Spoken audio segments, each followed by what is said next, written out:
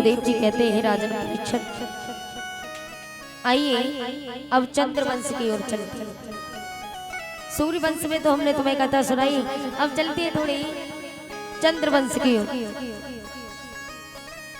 तो चंद्रवंश की कथा सुखदेव भगवान परीक्षित महाराज को श्रवण कराते हैं। व्यास नंदन श्री सुखदेव जी कहते हैं राजन परीक्षित, मथुरा नगरिया में देवक और उग्रसेन नाम के दो भाई रहते थे। देवक छोटे थे, उग्रसेन बड़े थे। उग्रसेन की पत्नी का नाम था पवन रेखा। तो पवन रेखा पतिव्रता नारी थी।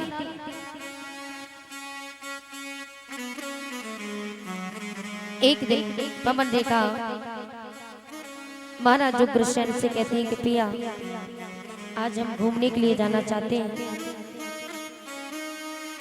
हमें आज्ञा दीजिए। उग्रसेन ने कहा ठीक है चली जाओ।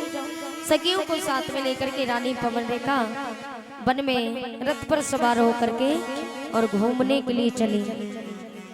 तो वन में जाकर के देखा ठंडी ठंडी हवा चल रही थी, मंगल गान करती हुई सभी सखियां चली। हवा के कारण सखियां एक दूसरे से बिछुड़ जाती। भोग लगाएंगे महाराज।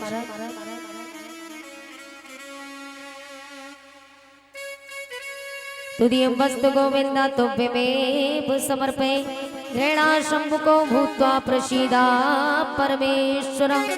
बोलिए अन्नपूर्णा मैया की। जल चढ़ाएंगे।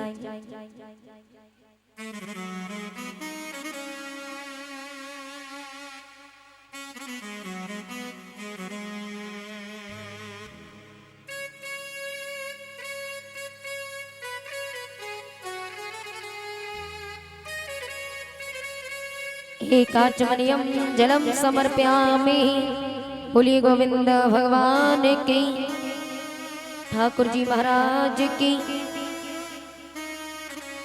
व्यास नंदन श्री सुखदेव जी कहते हैं हे राजन परीक्षित, जिस समय रानी पवन रेखा वन में जाकर के पहुंची, सखियों से बिछुड़ जाती है। डर लगने लगा तो चीखने लगी।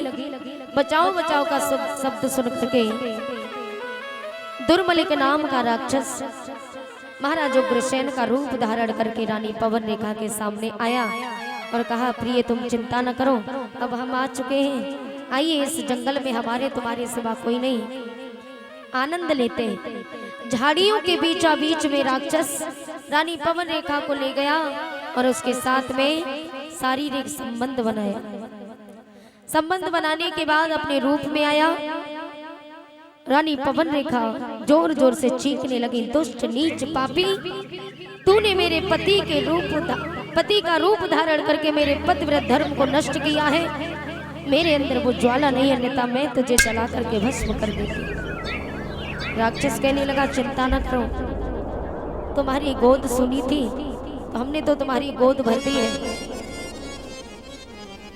याद रखना तुम्हारे ऐसा पुत्र होगा, मेरे समान योद्धा होगा।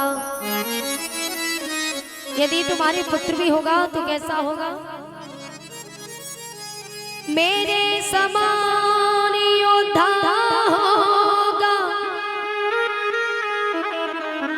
कोई भी जीत न पाएगा। पर ध्यान रहे खुद पार ब्रह्म के हाथों मुक्ति पाएगा। बोले तुम्हारा उद्धार,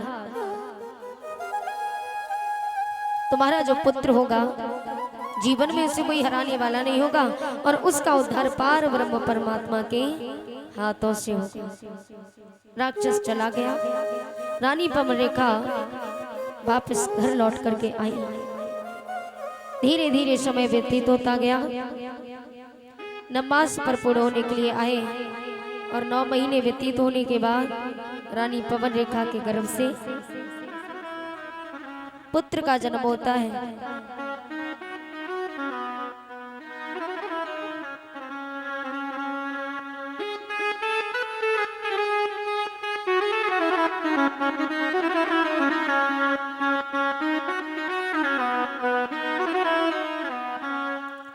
रानी पवनरेखा के गर्भ से जिस समय पुत्र का जन्म हुआ तो उस समय जोर जोर से आंधी तूफान आने लगा।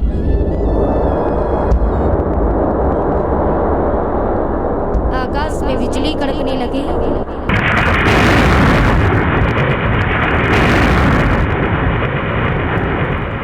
नदियों में बाढ़ आने लगी।